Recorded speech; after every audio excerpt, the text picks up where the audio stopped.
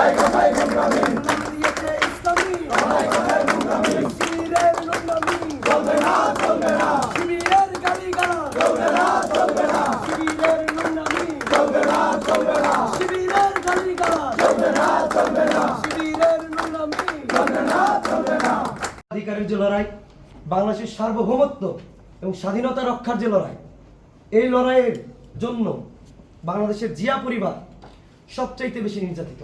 ঠিক ঠিক এই বাংলাদেশের মানুষের জন্য সংগ্রাম করতে গিয়ে বেগম খালেদা জিয়া তার স্বামীকে কিন্তু হারিয়েছেন, ঠিক তার ছোট ছেলে তাকেও হারিয়েছেন, তার আরেক বড় ছেলে জনাব তারেক রহমান যিনি বর্তমান প্রধানমন্ত্রী, তার উপর কি ভয়ানক অত্যাচার নির্যাতন হয়েছে আমরা সকলেই কিন্তু স্যার এটা জানি স্যার। আজকে একটা বিষয়ের উপরে, একটা ঘটনার উপরে মাস্টারদা সূর্য সেন হলের শিবির নেতা তাহমিদুর রহমান, তিনি যে নেত্রী বেগম খালেদা জিয়া যিনি 400 বছর পুরনো একটা জেলখানায় একা রাত কাটিয়েছেন বাংলাদেশের মানুষের জন্য, তাকে সম্বোধন করেছে এবং প্রধানমন্ত্রীকে নোটির ছেলে বলে অভ্যুত্থান করেছে।